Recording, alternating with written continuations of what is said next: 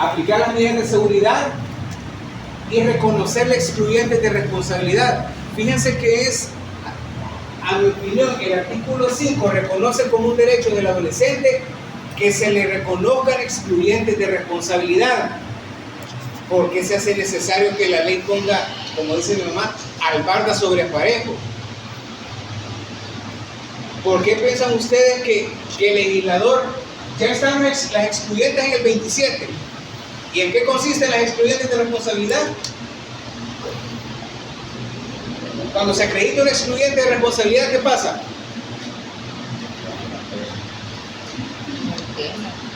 ¿Perdón? No hay pena.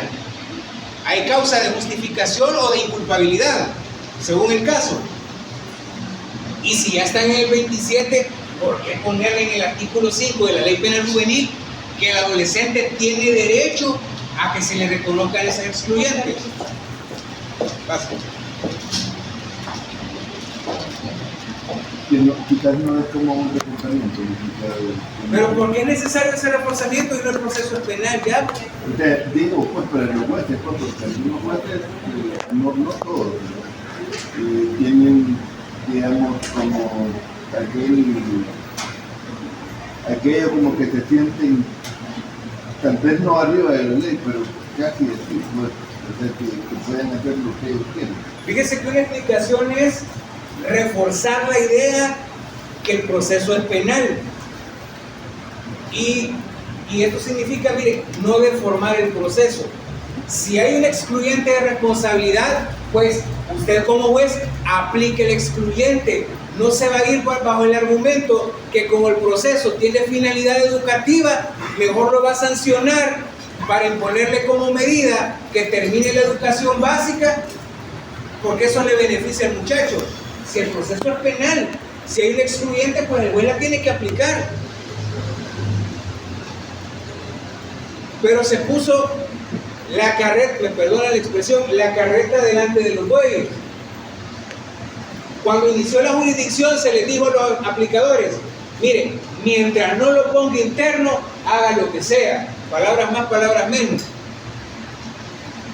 ¿Eso qué ocasionó? No se establecía existencia del delito declaratoria de responsabilidad, o que el análisis del tipo penal no fuera tan exigente como en el proceso penal de los adultos. El componente penal pasó a un segundo plano porque se le dijo, lo importante es que el muchacho se le ayude, se le apoye, se le beneficie. Para eso las instancias son otras, no el proceso penal. Pregúntale.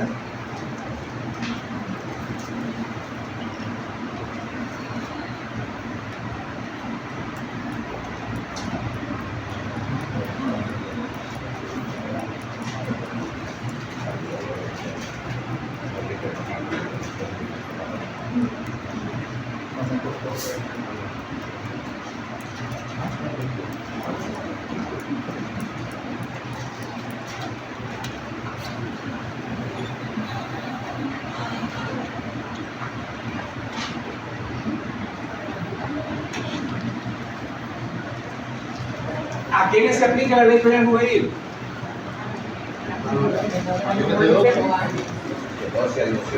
De 12 a 18. ¿Y qué pasa con los que cometen un delito y tienen 11 años? ¿Perdón?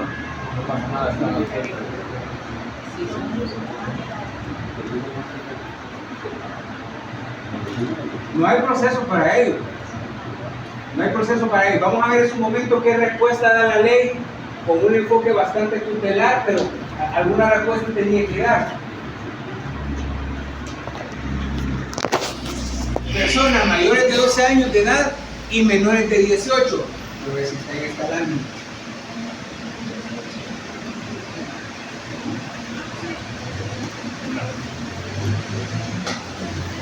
¿Y qué pasa si una persona, bueno, voy a dejar uno para esto.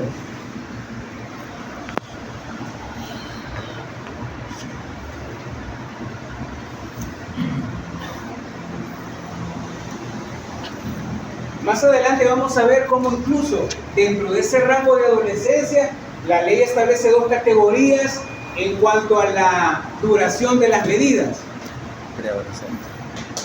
De 12 a 16 hay una graduación y de 16 a 18 hay otra.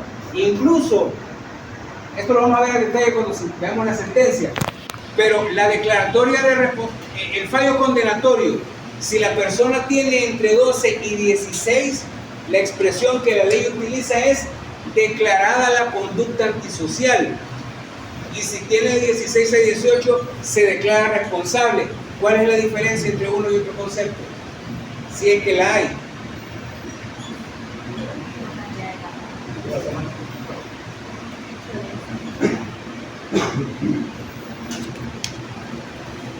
El proceso como tal es para personas entre 12 y 18, pero dentro de esa categoría hay dos subcategorías, las tenemos adelante, entre los 12 y los 16 y entre los 16 y los 18. ¿Por qué establecer categorías dentro de la misma aplicación de la ley? Se me ocurre que se establecen esas categorías por la madurez del adolescente. No es lo mismo un joven de 12 a 16 años, pues no piensa igual que uno ya llegando a los 18. Y fíjense que efectivamente, gracias, la respuesta es esa. Y eso tiene trascendencia no solo en cuanto a la imposición de la medida definitiva, el equivalente a la pena, sino más allá de la expresión de conducta antisocial. ¿Quiénes tienen hijos en edad escolar? Ya les habían dicho en las escuelas de padres, no hay que decirle que sos desobediente, sino que cometiste un acto de desobediencia. No sos egoísta, sino que eso es una acción egoísta de tu parte. O sea, no sos, sino lo que estás haciendo. El argumento de la ley es más o menos en ese sentido. No decirle que es responsable, sino que lo que hizo estuvo mal. Miren, esa es una misma contradicción en el sentido de la ley. ¿Cómo se va a educar en responsabilidad si a la persona no se le genera conciencia de la acción y de la responsabilidad que debe tener de su acción? Y esa respuesta del nivel de madurez, el razonamiento y el mismo desarrollo cognitivo, a pesar de ser adolescentes, no solo influye en cuanto a la duración de la pena, para esa palabra, sino también para fijar plazos de prescripción de la acción.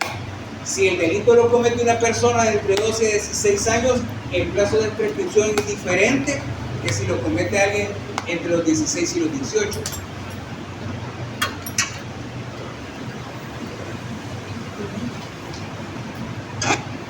Cuando no han cumplido 12 años,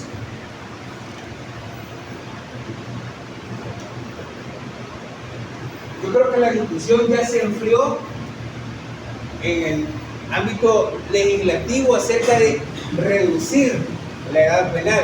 Las recomendaciones específicamente del Comité de Derechos del Niño de la ONU es elevar la edad penal. Varios países la tienen en 14 años. En el caso nuestro lo tenemos 12. Hay quien ha propuesto reducirlo a los 10. ¿Y estas subcategorías se aplican tanto en el proceso común o lo aplican también los nuevos tribunales de garantía en el proceso especial de régimen? Fíjese que el artículo 23, ya que tocó el tema, el artículo 23 de la Ley contra el Crimen Organizado, lo que establece es que si en una misma causa, como en esos tribunales, se juzga la estructura criminal y no son supuestos de criminalidad individual. Entonces, el proceso no se instruye en contra de una o tres personas, sino que una clica determinada. Si de acuerdo al 23, si en el proceso concluyen o en la acusación concurren adolescentes y adultos, la norma lo que dispone es que deben estar presentes el juez de los adultos y el juez de garantías en la audiencia, y que cada uno va a tomar una decisión respecto a los imputados sometidos a su competencia, y que se van a respetar las garantías para los adolescentes específicamente las que se refieren a la determinación de la pena y las medidas. Ahora, en la práctica, más allá que no es lo regulado, los tribunales de garantía están separando los juicios. Los han separado. No es lo que establece la norma. Porque el artículo 23, me repito, habla de que se conozca de manera conjunta. Porque el propósito de esos tribunales es someter a enjuiciamiento a la totalidad de la estructura. Ahora, al separarlos, no solo se apartan de lo legalmente establecido, sino que se entra en una especie de contradicción, porque si el juez de garantías del tribunal especializado contra el crimen organizado está aplicando en su totalidad el proceso penal juvenil, ¿para qué tener un juez de garantías en esa jurisdicción? Si de los 145 imputados, 5 son adolescentes, eso perfectamente puede ser reconocimiento del juez de menores. Pero la respuesta es, sí lo están aplicando de esa manera. Donde se ve la diferencia es en la aplicación de la pena. O sea, el proceso es para todo el conjunto. Tendría que ser el mismo proceso. Tendría que ser el mismo proceso de acuerdo con la ley contra el crimen organizado. Lo que sucede es que los jueces advirtieron, si la obligación internacional a través de la Convención y las recomendaciones del Comité sobre Derechos del Niño de la ONU hacen tanto énfasis en regímenes penales distintos, someter al adolescente de 14 años a un proceso que puede durar, ¿cuántos años llevamos ya y todavía no han resultado las acusaciones? Sería demasiado lesivo. Ese ha sido el argumento para separar los procesos. Y las garantías, de acuerdo con la ley contra el crimen, especiales a la determinación de las medidas, sí se tienen que respetar. Ahora, el punto sería, y eso lo vamos a desarrollar en una actividad grupal, a justificar primero si es o no procedente aplicar pena de prisión para los adolescentes. Ya está reformado el artículo 8 y el 17 de la Ley Penal Juvenil, que establece hasta la duración de la pena de prisión para los adolescentes. El punto es, y esa sí fue una deuda en materia de la reforma, que la Ley Penal Juvenil, cuando se refiere al internamiento, sí desarrolla completamente en qué centro se va a cumplir y quién es la autoridad encargada de la vigilancia de las medidas definitivas. Y la pena de prisión, ¿a dónde se debe cumplir? En una prisión. ¿Y quién es la autoridad encargada de la ejecución de esa pena? El juez de vigilancia penitenciaria. Y los componentes, el contenido esencial de la pena de prisión está desarrollado en el Código Penal. Entonces no era solamente de incorporar un literal al 8 y poner pena de prisión y de establecer en el 17 pena de prisión de hasta tantos años, me parece que son 20. Porque se desatendió todo lo referente a la parte de la ejecución. Es decir, no hay una jurisdicción de vigilancia que... Hay una jurisdicción de ejecución de medidas al menor, pero esos juzgados conocen de las medidas que impone el juez de menores, no el juez de garantías. Vigila la ejecución de las medidas socioeducativas, no de la pena de prisión. Y allá el Código Penal establece que la ejecución va a ser supervisada por el juez de vigilancia penitenciaria. Es decir, en ese caso, el encargador es un juez de adultos. Tendría que ser el juez de vigilancia.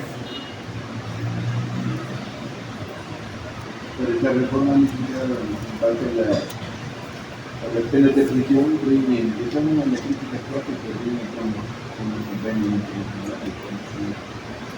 Fíjese que el problema es que el artículo 35 de la Constitución se limita a decir a un régimen jurídico especial.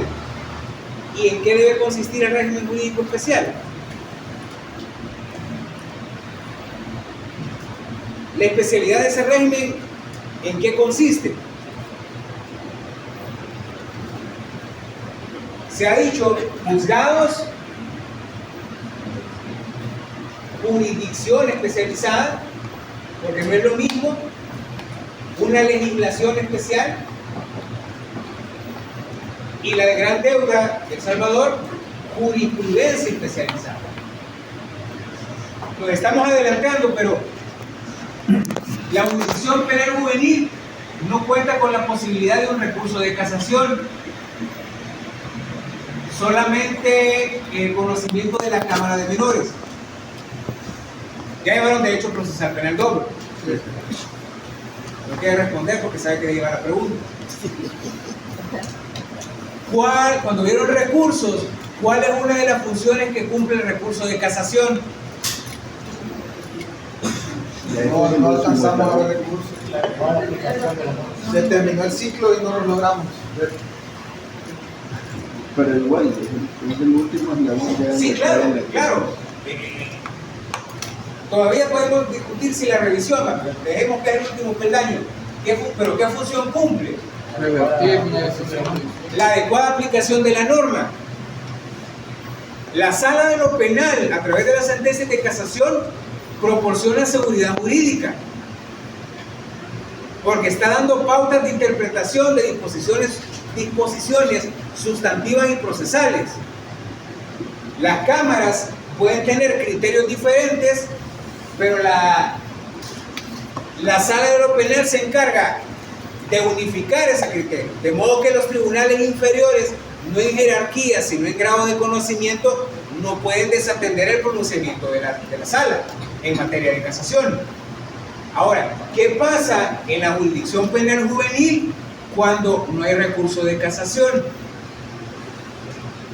Si no hay recurso de casación, no hay sentencia de cierre y no hay posibilidad de unificar la aplicación de la ley sustantiva ni adjetiva. Por ejemplo, la ley reguladora de las actividades relativas a las drogas, no la vigente, sino la anterior, el artículo 33 tipificaba la posesión y tenencia, y a diferencia de la ley vigente, que establece cantidades menores a 2 gramos y superiores a 2 gramos, la redacción que el legislador le había dado era en cantidades que a criterio prudencial del juez sean presumiblemente comerciales. Es decir, que no multaba o lo que fuera solo de consumo, no. Primera observación. Yo puedo tener 1 gramo de marihuana, pero puedo tener también una balanza, $800 en efectivo, papel de que se utiliza para la fabricación de los cigarrillos artesanales. La cantidad no debería ser el único criterio a tomar en cuenta para saber si es presumiblemente comercial. Pero lo que quiero llegar es que a la Cámara de Menores de aquí de San Salvador se le ocurrió decir cocaína 5 gramos, marihuana 50.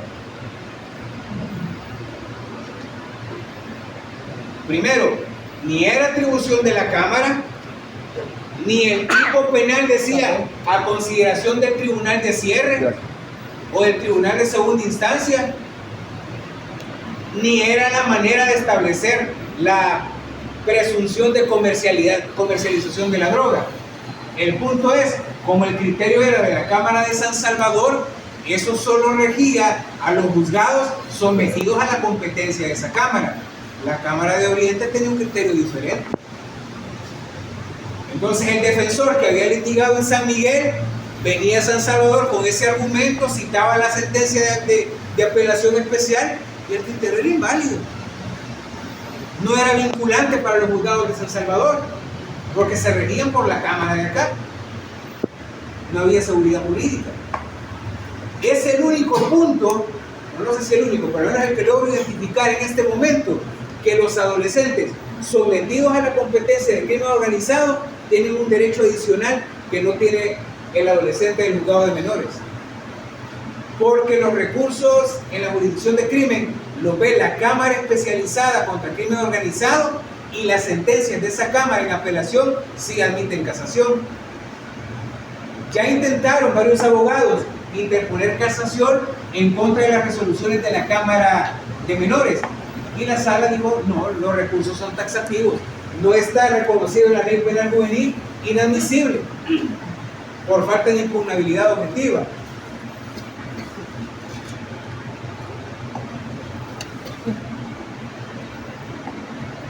Entonces, volviendo a la pregunta inicial, se respetan las garantías y yo podría decir que tienen una adicional que no tienen los adolescentes procesados por violación, por robo, por homicidio.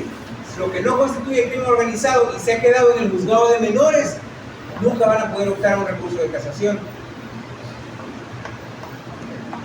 Vale el comercial, en una oportunidad escribí un ensayo sobre eso, sobre la necesidad de incorporar recursos de casación a la jurisdicción penal juvenil, sobre todo en aplicación de la sentencia de la Corte Interamericana de Derechos Humanos en el caso de Herrera Ulloa contra Costa Rica, que sancionó a Costa Rica porque la configuración del recurso de casación no dotaba de seguridad jurídica a los imputados. En este caso, cuando el adolescente tenga, vean, vayan acostumbrándose a la expresión que yo utilizo de embuste de etiquetas.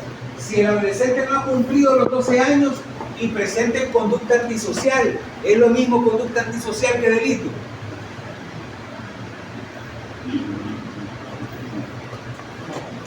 En términos genéricos, no.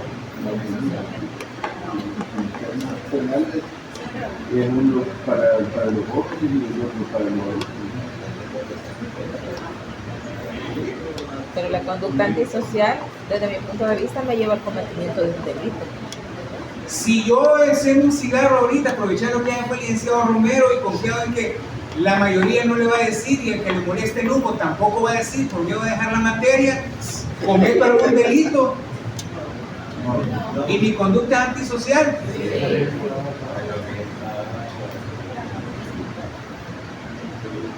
Entonces, ¿por qué dice la conducta antisocial? Aquí debería decir la conducta que constituye delito. Claro, una conducta antisocial reiterada y estimulada, por utilizar esa expresión, va a desencadenar en alguna actividad delictiva. Están exentos de responsabilidad, es decir, que el inciso final del artículo 2 de la Ley Penal Juvenil es otra excluyente de responsabilidad penal. Relaciones el 27 con el Código Penal con el artículo 2 de la Ley Penal Juvenil. Están exentos de responsabilidad y se va a aviso, recuerda la redacción en ese, bueno, la redacción actual es al ISNA, pero se tiene que informar, ahora sería a la Junta de Protección de Niñez y Adolescencia.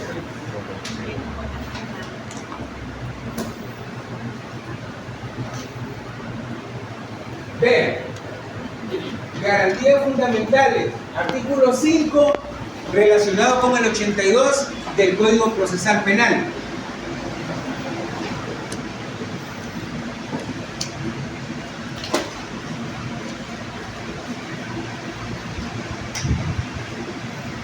Todos los derechos y garantías, exactamente todos los derechos y garantías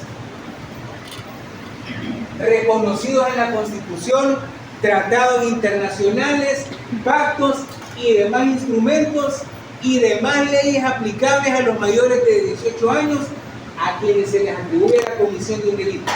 Y especialmente, es decir, que el artículo 82 da el catálogo de derechos generales de cualquier imputado, que también los tiene el adolescente, pero el artículo 5 da el listado de derechos especiales. Vamos a detenernos en algunos. Tratado con respeto y dignidad. ¿Qué es el respeto a la dignidad?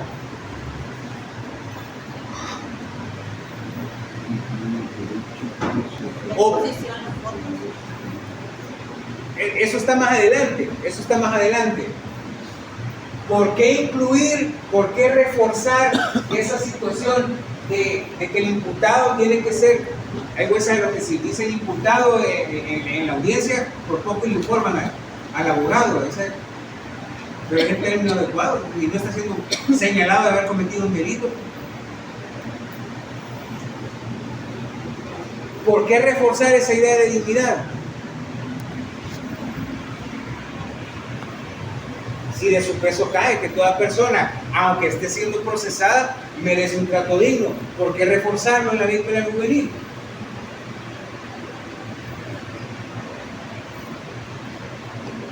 Porque en algún momento, lo vamos a ver en una clase más adelante, antes de la ley del menor infractor, que después se denominó ley penal juvenil, teníamos un código de menores y una jurisdicción tutelar de menores, que se encargaba de someter a proceso tanto al muchacho huele pega de la calle como al que había cometido un delito.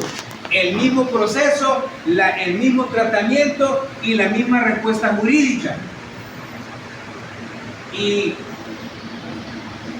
sería, vamos, lógico pensar que le va a dar el mismo tratamiento si las condiciones son completamente diferentes.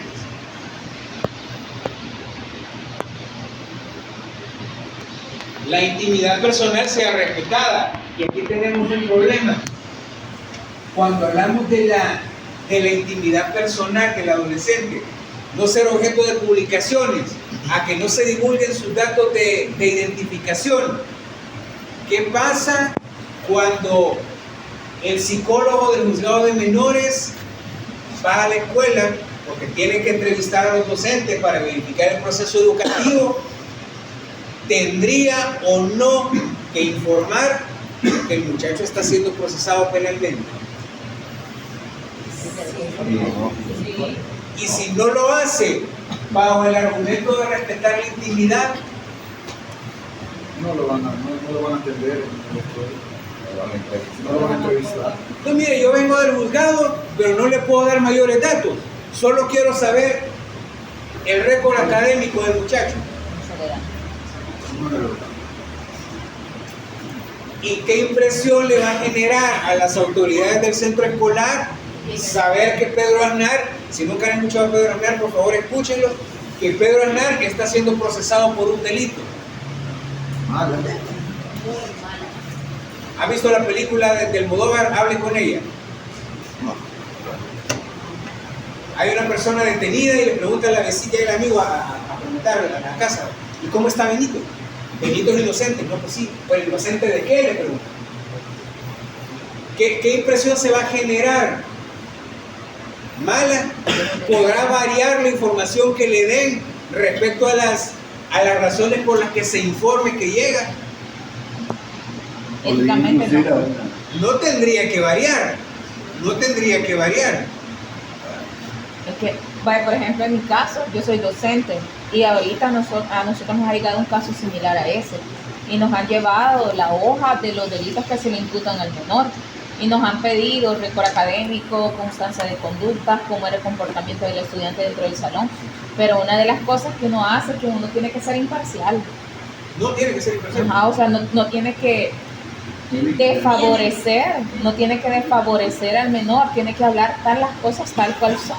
Y en ese sentido, para usted, que es docente, ¿bastará que se identifique el psicólogo como parte del tribunal o es necesario que le digan por qué delito lo están procesando? No. ¿La información que usted le va a dar va a tener alguna variación? No, la verdad, ellos llegan y no nos dicen el delito, solo nos dicen que está siendo sujeto de un proceso legal, pero nunca nos dicen los delitos. Sí, es que la información no tendría que variar. La situación académica y conductual del muchacho tendría que ser la misma, ya sea que lo procesen por un delito de lesiones o por 4 homicidios. No, pero pueden decir, No, claro, sí, claro. lo dicen, mire. Entonces, bajo ese argumento, es que ese respeto a la intimidad personal se ha llevado a límites que no son adecuados. Incluso la función del psicólogo, del trabajador social y del educador es recomendar una medida, eso lo vamos a ver más adelante, pero llega a donde está el jurídico y le pregunta, ¿y este delito por el que está siendo procesado se puede ir interno? Sí, se va. Y después regresa. Miren, y está bien comprobada la participación, eso no le importa.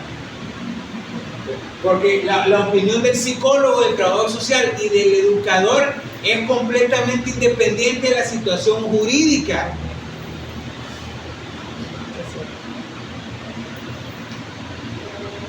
¿Qué es lo que pasa?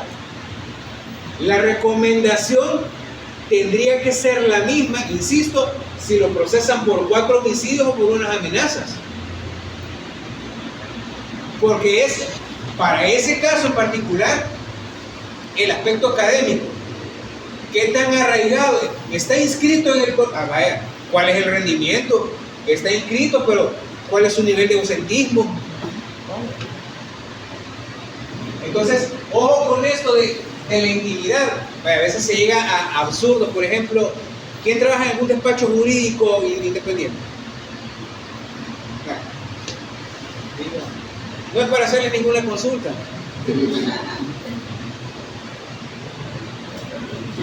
Una consulta antes de...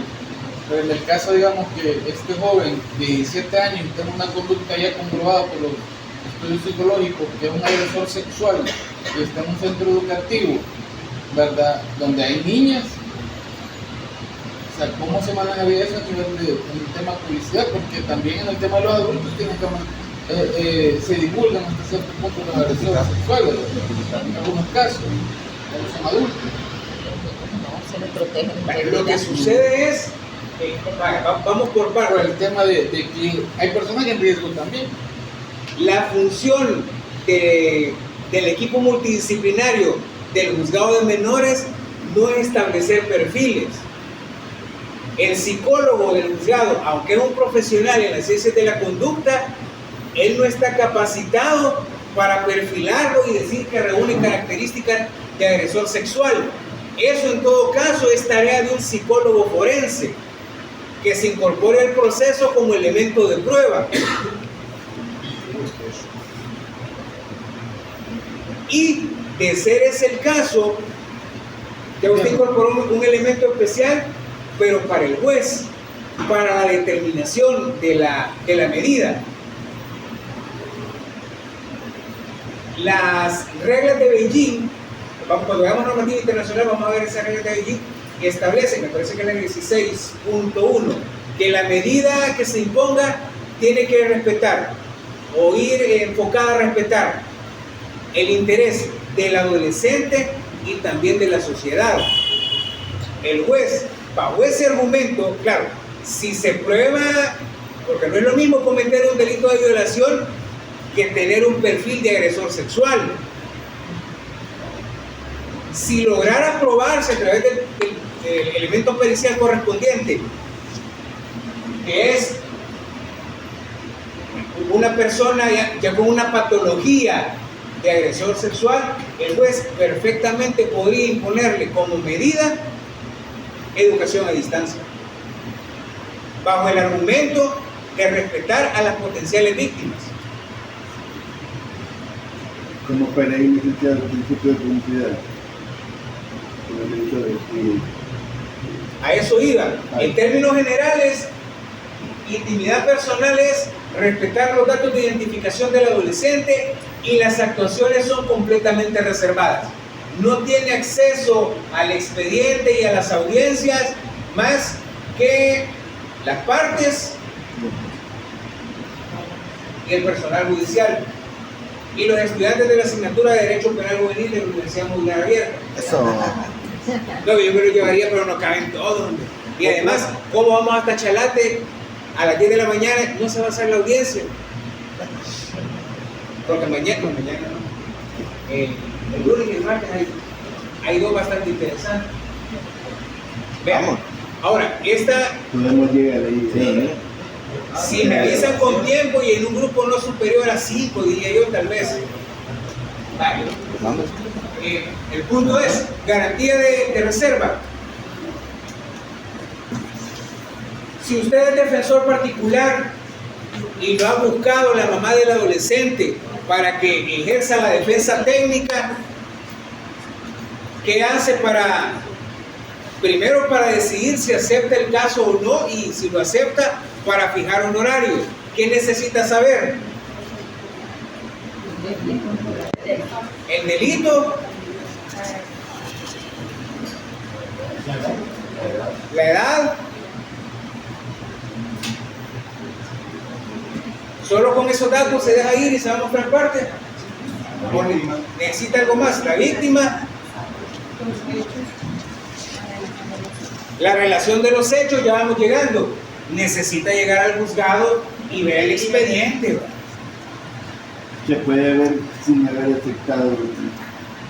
Fíjense que aquí en San Salvador tenían la práctica errada, creo que ya se superó, de exigirle al abogado que primero se mostrara parte por la garantía de reserva.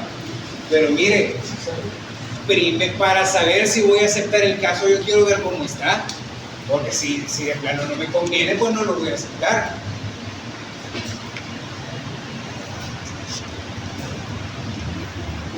Si un abogado llega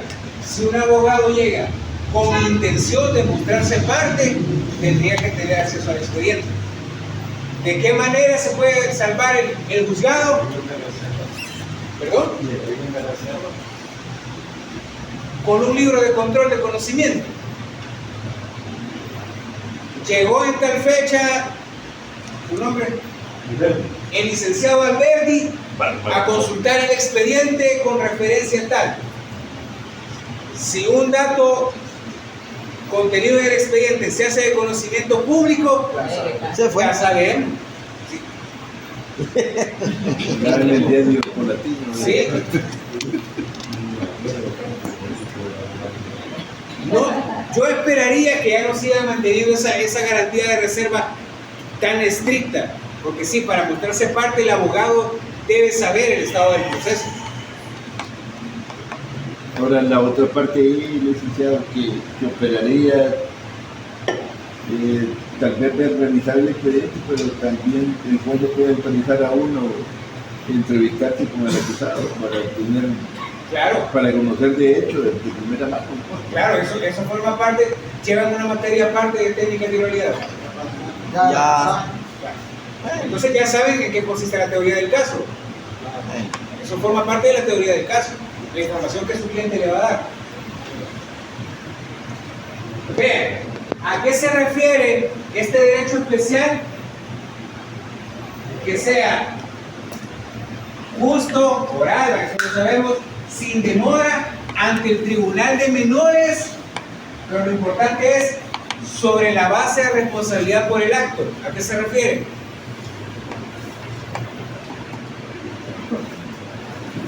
¿Por qué se establece como un derecho adicional? Mire, al adolescente lo vamos a procesar, pero estrictamente sobre la base de la responsabilidad del acto. ¿Por qué? ¿O qué quiere decir? Que es sobre la base de responsabilidad del acto.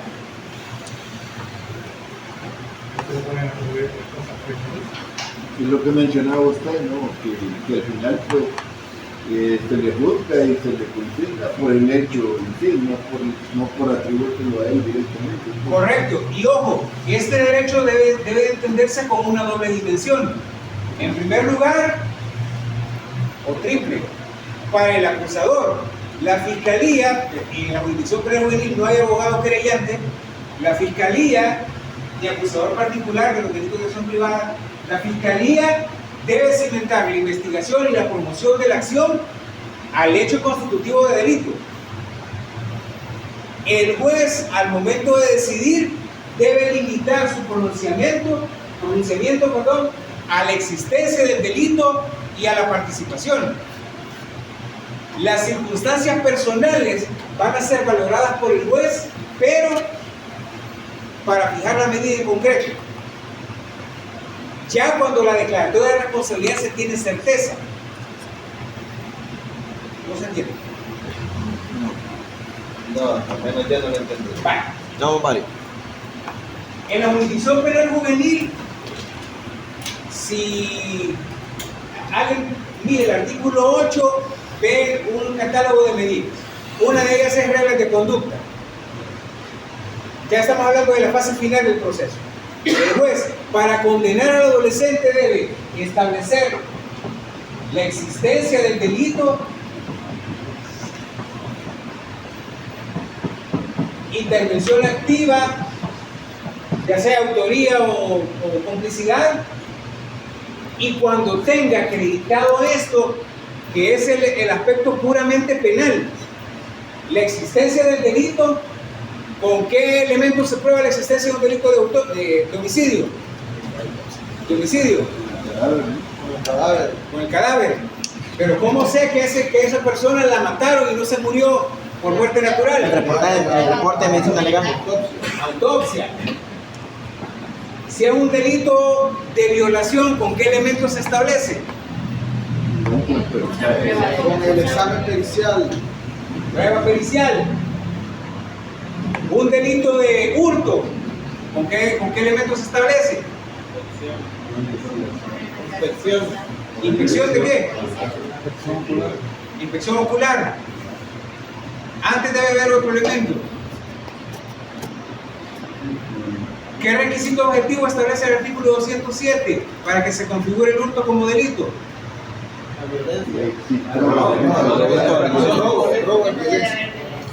La denuncia. El valor económico. Determinar que el objeto tenía un valor superior al que establece el 207. Y la participación a través de que se establece. Igual, prueba testimonial, elementos periciales según el caso.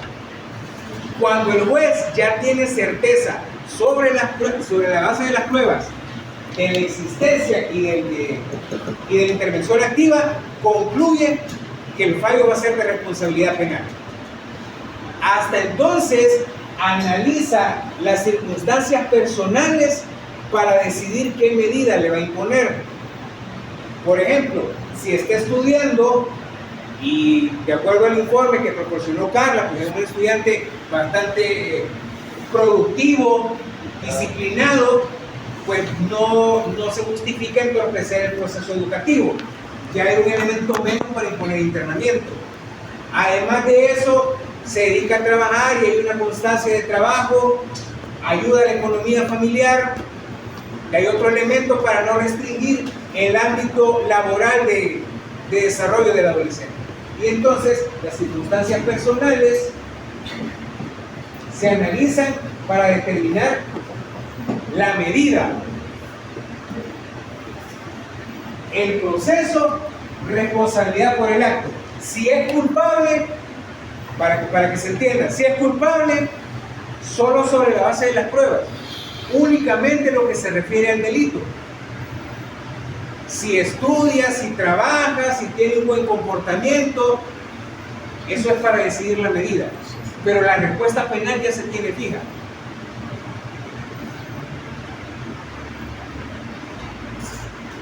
Incluso... Y esa parte es igual al juzgamiento de un adulto, ¿no? Donde cambia en el análisis de la... Lo que pasa es que en el juzgamiento de un adulto las circunstancias personales importan muy poco realmente. Fíjese que en realidad lo que sucede es que no son lo suficientemente explotadas por los abogados defensores. Porque para muchos defensores o es absolución, y yo los entiendo desde la perspectiva del cliente, ¿verdad? Si no es absolución no sirve. Pero un defensor debería tener la habilidad suficiente para lograr la imposición de la pena mínima posible. Y eso verlo, si no como una victoria, vaya, menos como un empate. Pero en el Código Penal hay atenuantes, cuando una persona... A eso voy. El abogado defensor no se encarga de explotarlas. Y por eso es que necesita analizar el expediente. Híjole, aquí, claro que en el análisis penal la tengo complicada. Lo que tengo que hacer es explotar las circunstancias personales para que no se le imponga internamiento. El de adultos, ¿qué debería de hacer? Explotar las circunstancias personales porque también están reconocidas en el Código Penal como criterios que el juez debería tomar en consideración, pero para que el juez los tome en consideración, el abogado defensor debe presentárselo. Sí, llevárselo. Entonces, cuando sean defensores, exploten eso, porque muchas veces en el enfoque penal el caso podría estar perdido, pero posiblemente ¿Existe alguna circunstancia, o vamos, incluso aquí, intervención activa. La fiscalía siempre va a acusar a todos como coautores.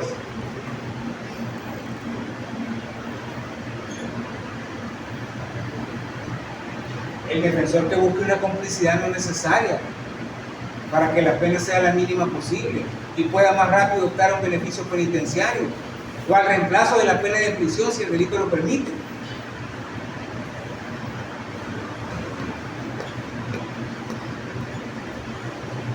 A no ser privado ilegalmente de su libertad. Un caso verídico. Artículo 54, literal A de la Ley Penal Juvenil, que el delito tenga para decretar el fiscal o el juez para ordenar la privación de libertad, el delito debe tener pena de prisión con un mínimo igual o superior a ¿cuánto? Artículo 54, 2 años. El que estaba leyendo cuando se acordó. Vale. 2 años. Esa obligación es para el fiscal y para el juez. En flagrancia detienen a una muchacha por atribuirse el delito de lesiones. ¿Qué penalidad tiene de acuerdo al artículo 142 del Código Penal? Bueno, las lesiones habría que catalogarlas. No, lesiones del 142.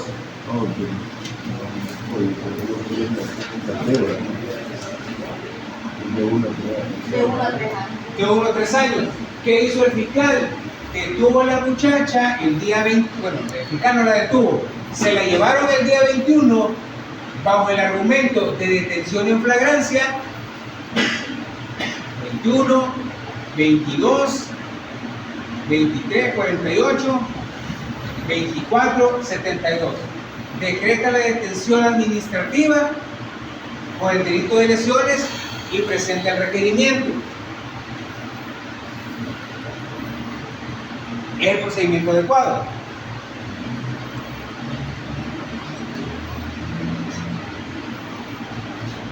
¿Quién la detiene? La policía. La policía la detiene y la presenta al fiscal en flagrancia por un delito de lesiones.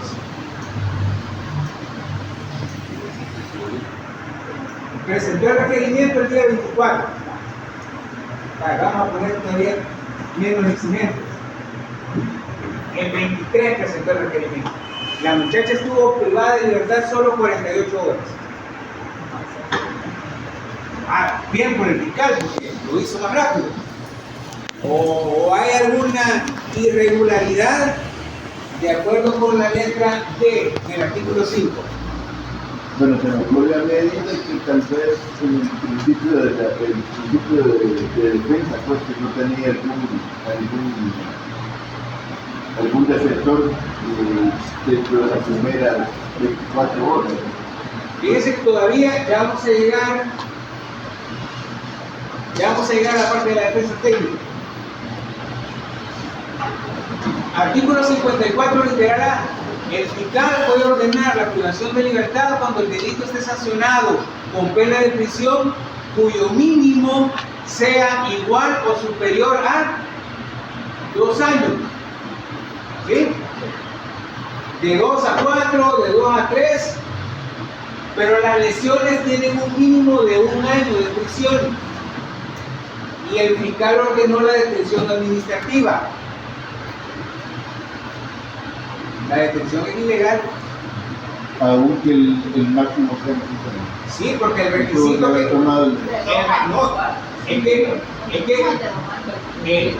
la exigencia del artículo 54 es que el mínimo de prisión debe ser por lo menos de 2 años. En este caso administrativa. Si el fiscal, no, pero me voy a apurar, lo que debe hacer es ponerle libertad y continuar la investigación. A eso se refiere detención ilegal. Los criterios para la privación de libertad deben ser lo que estrictamente reconoce la ley. Bueno, hubo fiscales que hasta por falta decretaron la detención administrativa.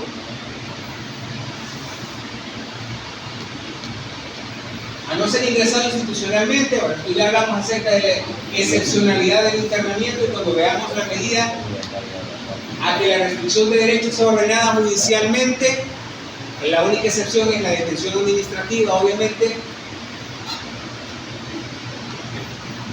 a recibir información clara y precisa del Tribunal de Menores sobre el significado de cada una de las actuaciones.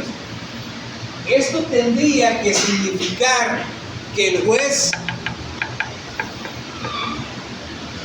no se va a limitar a decirle que lo están procesando por un delito de violación en menor o incapaz, sino explicarle en qué consiste este delito.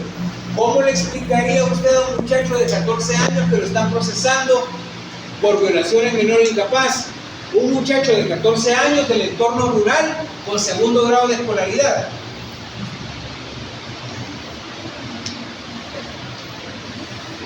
Tendría que ser más o menos gratis, para poder hacer. ¿Cómo se lo explicaría a usted?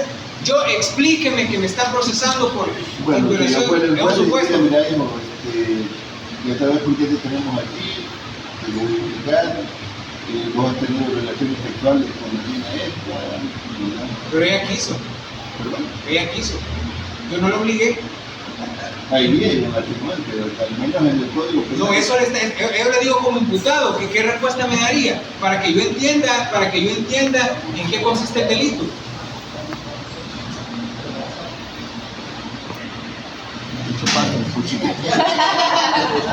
Usted que trabaja con muchachos, ¿cómo me explica a mí que tengo 14 años, solo me puedo hasta la tabla del 2? Y toda mi vida la he desarrollado allá si alguien es de Ozatlán, disculpe, pero siempre pongo de Ozatlán por cualquier referencia. Con una compañera de trabajo que teníamos que era allá, todo lo malo del mundo nacía en Ozatlán. Que nacía en Ozatlán y no he salido del cantón. Explíqueme en qué consiste un delito de violación en menor o incapaz.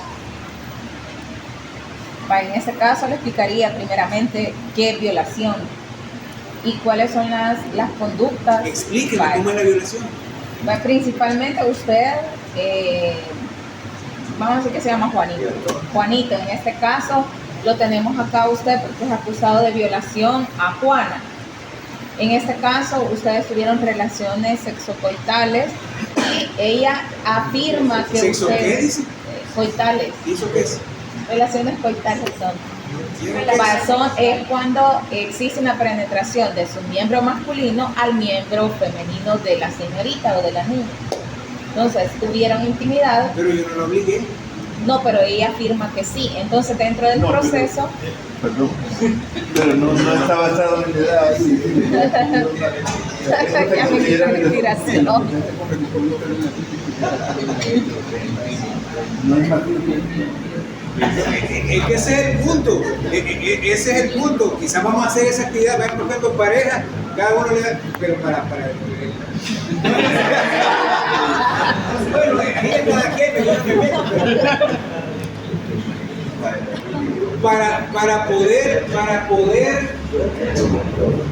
para poder entender la importancia que tiene esto, porque el imputado debe saber de qué lo están procesando.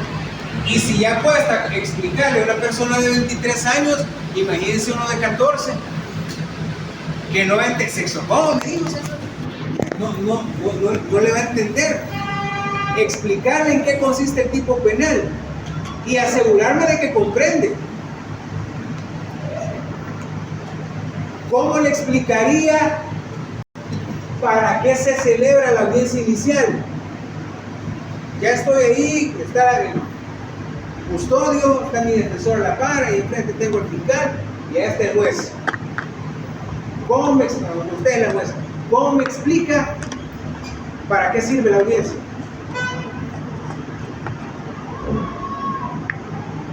¿Cómo me explica para qué sirve la audiencia? ¿El nombre? ¿Usted el que dijo que no era con usted? Neri. Neri. Bueno, Pedrito, hoy estamos en el juzgado y aquí, en base a la primera plática que tuvimos, nos expliqué en qué consistía lo que se está atribuyendo. Hoy aquí, la persona ofendida, Ana, va a decir cómo pasaron las cosas, ¿ya? Y a ti te van a preguntar qué pasó, y después va a valorar eso, que tú le digas lo que pasó, pero ya sabes lo que te dije, que eso no estuvo correcto. Hay una ley que prohíbe ese tipo de acción, entonces aquí el juez va a decidir qué va a hacer con tu caso en particular. Eso como defensor. En términos generales está bien, pero ¿qué le faltaría? ¿Qué propósito cumple la audiencia inicial en un proceso penal? ¿La finalidad de la audiencia cuál es? Determinarse causa. Entonces pensemos cómo le explicamos al muchacho de 14 años sin mayor escolaridad que la audiencia es para decidir si se estableció la existencia del delito, si hay indicios de que participó y cuál es la medida que se le puede imponer. Porque está elevado a la categoría de derecho y cualquier actuación procesal realizada con vulneración a un derecho fundamental incurre ¿en qué? En nulidad. Si no le explico las actuaciones, recibir información clara y precisa sobre las actuaciones, el contenido y las razones, incluso éticas y sociales de las medidas, el acto podría haberse afectado por nulidad.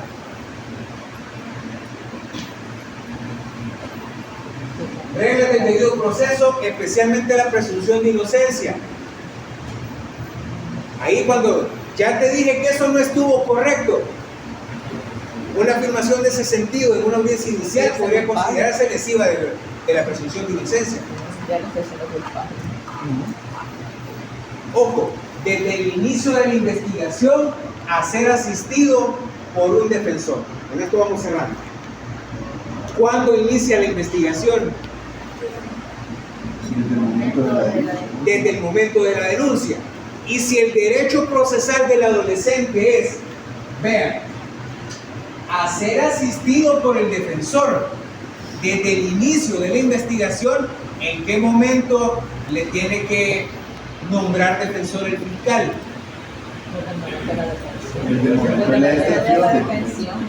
Desde la detención si es en flagrancia y en un supuesto por denuncia. Desde el momento que recibe De la denuncia. notificación. Desde el momento que recibe la denuncia. ¿Qué es lo que ha sucedido últimamente? La denuncia se recibió el 21 de octubre del 2022. Se recibe la denuncia, se gira a la dirección funcional, se reciben entrevistas de la víctima, de los testigos, se realiza una inspección en el lugar del hecho, se mantiene archivado el expediente en sede administrativa.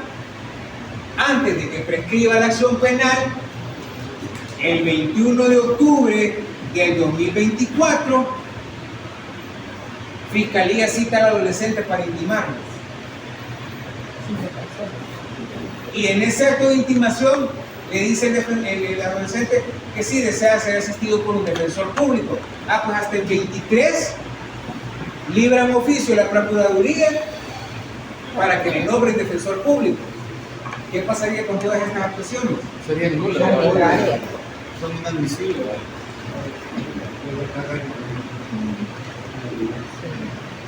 Fíjense que ese es el criterio que se estaba manteniendo, al menos en Chalatenango.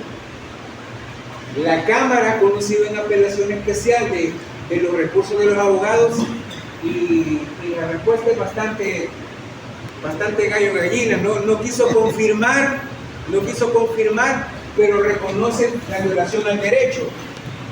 El argumento fue: vamos a declarar inadmisible el recurso porque el fiscal propició la nulidad. Pero bueno, a ser informado del motivo de la detención, a no ser obligado a prestar testimonio, ojo con esto, ni a declarar contra sí mismo. Yo he escuchado a varias personas decir que el imputado no puede declarar contra sí mismo, que está prohibido que declare contra sí mismo. Y en el procedimiento abreviado, que el requisito procesal es la confesión. Pero es para un adulto, ¿no? Pero es la aceptación también de la culpabilidad de los hechos realizados. Podríamos analizar, porque el artículo 36 de la Ley Penal Juvenil, cuando regula la forma anticipada de terminar el proceso, no menciona el procedimiento abreviado. Pero la explicación a eso es que para la vigencia de la ley, la regulación del procedimiento abreviado era diferente a la que tenemos ahora. El procedimiento abreviado del Código del 98 tenía requisitos para ciertos delitos. La penalidad mínima creo que debían ser 3 años. Ahora ya se puede aplicar a cualquier delito. La discusión es, y tampoco hay uniformidad al respecto, si al menor se le puede aplicar un procedimiento abreviado o no. Hay unos que no lo aplican. No, es diferente, la figura jurídica es diferente. De hecho, la característica de la conciliación, de acuerdo con el artículo 59 de la ley, es que no implica aceptación de los hechos por parte del imputado. Porque en la conciliación uno dice, cometí esta falta, por Otro requisito es que no haya, y es contradictorio porque la conciliación exige, primero, que no haya excluyentes de responsabilidad y que haya indicios suficientes que el adolescente participó en el delito. Y segundo, que no implique aceptación de los hechos. Entonces, si hay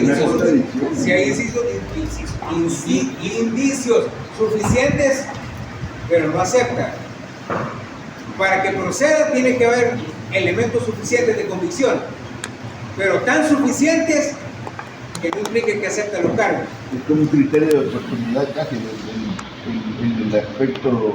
Tampoco, no. También es una figura diferente y tampoco hay una uniformidad respecto a si procede o no procede el criterio de oportunidad. Lo vamos a ver cuando veamos las formas anticipadas, porque ¿en qué consiste el criterio de oportunidad? Se le da la oportunidad de aportar información a la prueba. ¿Y ese es el único supuesto o hay otro?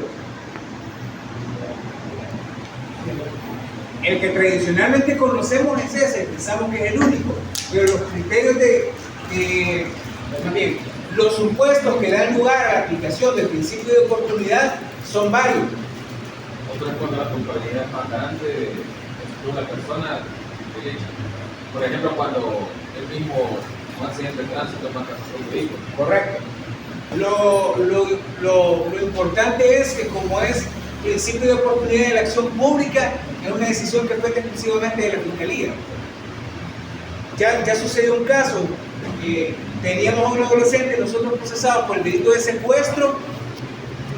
Bueno, ya era mayor de edad, pero el delito lo había cometido siendo adolescente. Y le acababan de imponer 30 años de prisión por otro delito de secuestro. Una de las modalidades del principio de oportunidad es que la pena que se imponga carezca de importancia respecto de una que ya se le impuso. Se le hizo ver eso al fiscal, pero no, vamos a seguir. Mire, ni siquiera se va a poder cumplir la medida, porque en aquel entonces el internamiento máximo era de 7 años.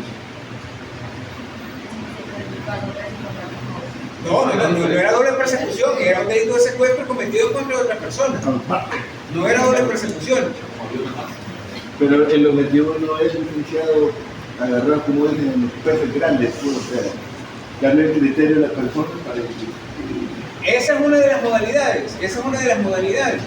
Y de hecho, un requisito legal, que la participación de las personas contra quienes puede declarar sea mayor que la mía.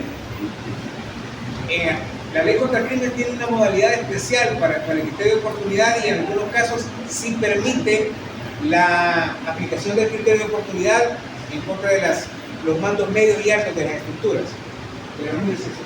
Y a que se procure un arreglo conciliatorio. Lo mismo, si cuando lo veamos, La obligación del fiscal es de procurar un arreglo conciliatorio antes de presentar una acusación. Debería por lo menos dejar constancia que administrativamente intentó conciliar y las partes materiales no llegaron a ningún acuerdo. Pero esto pasa inadvertido generalmente. A menos en Chalate sí le regresamos las actuaciones para que hemos declarado la nulidad del escrito de promoción de acción porque se ha violentado la letra K del artículo 5. No se procuró un arreglo conciliatorio. ¿Alguien no firmó? Si hay alguno de ustedes que todavía no se haya incorporado al Classroom, por favor háganlo, porque ahí se va a poner